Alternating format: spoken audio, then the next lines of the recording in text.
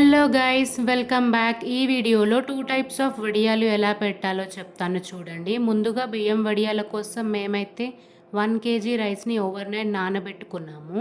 మరుసటి రోజు ఇలా 6 లీటర్స్ ఆఫ్ వాటర్లో 1 table spoon salt, half table spoon జీలకర్ర, అలాగే హాఫ్ కప్ నువ్వులు వేసుకుని మరగనివ్వాలి. మంచిగా మరిగిన తర్వాత మనం ముందుగా నానబెట్టుకున్న బియ్యాన్ని ఇందులోకి వేస్తూ మంచిగా కలుపుకోవాలి.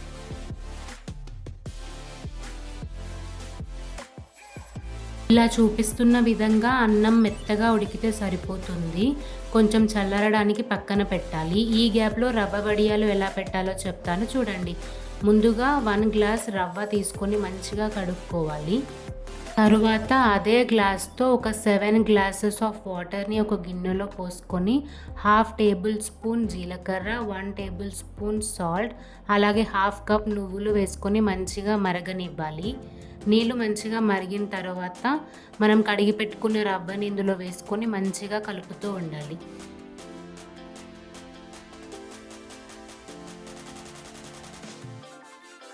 ఇలా చూపిస్తున్న విధంగా ఉడికితే సరిపోతుంది.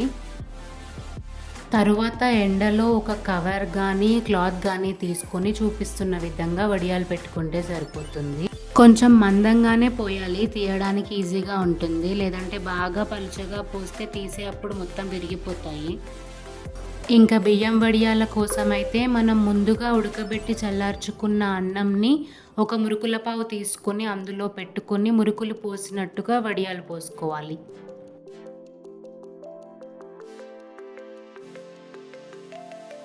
అసలు ఎండ మామూలుగా ఉందా? మేమైతే పెట్టిన హాఫ్ డేలోనే వడియాలు మంచిగా ఎండిపోయాయి. చూడండి ఎంత బాగా వస్తున్నాయో.